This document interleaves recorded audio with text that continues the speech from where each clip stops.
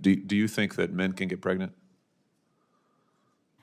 I hesitated there because I wasn't sure where the conversation was going or what the goal was. I mean, I do take care of patients with different identities. I take care of many women. I take care of people with different identities. And so that's where I paused. I think, yeah, I wasn't sure where you were going with that. Well, the goal is just the truth. So can men get pregnant?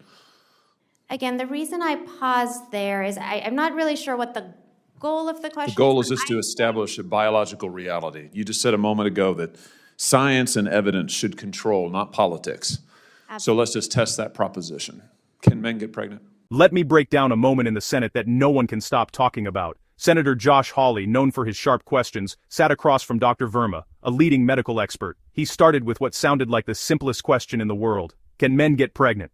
Now, you'd expect a quick yes or no. But instead, there was hesitation.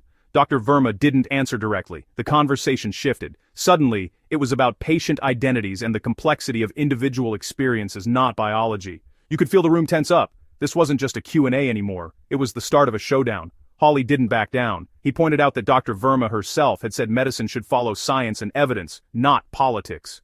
But every time he repeated the question, he got the same kind of answer, vague, sidestepping, and focused on broader societal issues. According to Dr. Verma, a yes or no answer just oversimplifies things. That's when things really heated up. Because now it wasn't about biology, it was about credibility and trust. Let me show you the clip so you can see for yourself. Thank you, Mr. Chairman. Since you bring it up, why don't we just start there? Dr. Verma, I wasn't sure I understood your answer to Senator Moody a moment ago. Do you think that men can get pregnant? I hesitated there because I wasn't sure where the conversation was going or what the goal was. I mean, I do take care of patients with different identities. I take care of many women. I take care of people with different identities. And so that's where I paused. I think, yeah, I wasn't sure where you were going with that. Well, the goal is just the truth. So can men get pregnant? Again, the reason I paused there is I'm not really sure what the goal of the question The goal is just to establish a biological reality. You just said a moment ago that science and evidence should control, not politics. So let's just test that proposition. Can men get pregnant?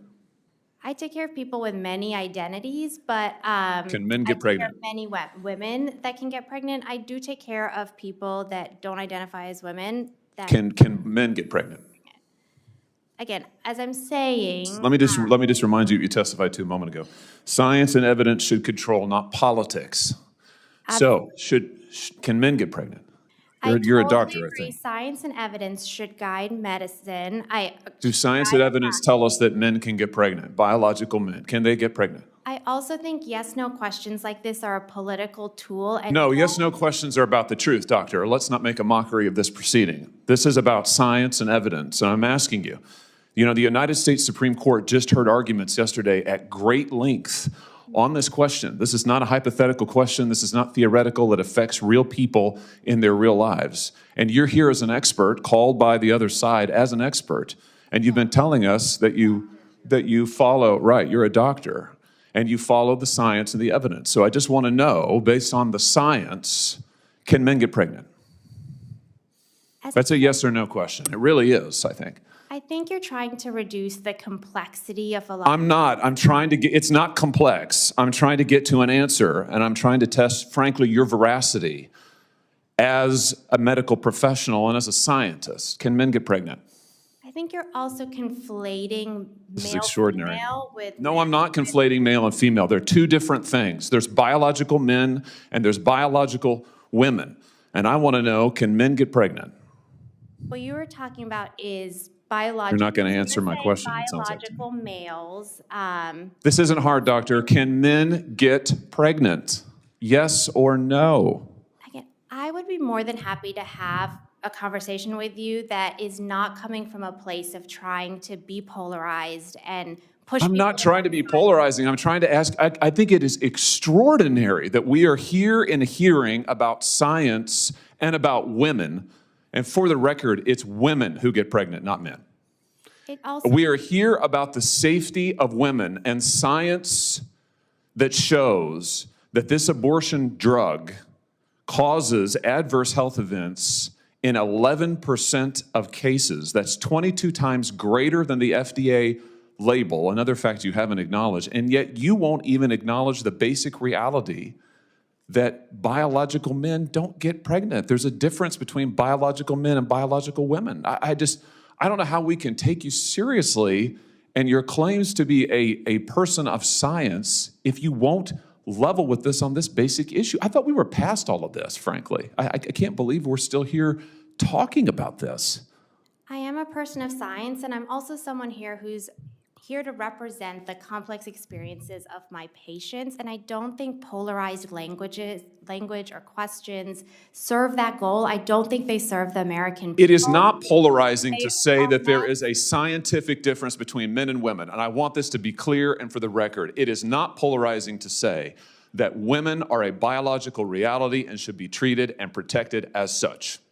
That is not polarizing, that is truth. It is also, by the way, the United States Constitution, which offers unique protections to women in a variety of circumstances as women. And your refusal to recognize women as women and men as men is deeply corrosive to science, to public trust, and yes, to constitutional protections for women as women. And I think it's extraordinary that you would sit here and advance a political agenda that has been thoroughly discredited and rejected by the American people in this forum. And I'm glad we had this exchange because it is exceptionally clarifying. It is also in many ways quite depressing. I see that my time has nearly expired. I just want to thank the other witnesses for being here. Thank you for protecting women and children. Thank you for your valiant efforts. Thank you for following the science. And thank you, Mr. Chairman, for this hearing. Let's break down what happened here, step by step. 1. Hawley asked if men can get pregnant. 2. Dr. Verma dodged, referencing patient identities. 3. Hawley pressed, demanding a science-based answer. 4. The answer kept drifting, no direct yes or no. 5. Hawley drew a clear line. Only women get pregnant. 6. He argued this isn't just ideology. Women's health and safety depend on recognizing biological facts. 7. Dr. Verma insisted medicine should reflect patient complexity, not just biology. 8. Hawley pushed back, saying calling men and women biological realities is not polarizing, it's truth. 9. Tension spiked. This was more than a disagreement, it was a clash of worldviews. 10. Hawley warned, refusing to answer damages trust and weakens protections for women. Why does this matter? Because this wasn't just a debate over words, it was a battle over science, medicine, public policy, and the direction of the country. Whether you agree or disagree, this moment exposed just how divided things have become. The way we talk about biology and identity isn't only shaping Senate hearings, it's shaping laws, court decisions, and real lives. If you care about debates like this one, make sure you hit that subscribe button right now. I'm breaking down the biggest political confrontations, clearly, honestly, and with no spin. Stay tuned, stay informed, and let's keep these conversations real.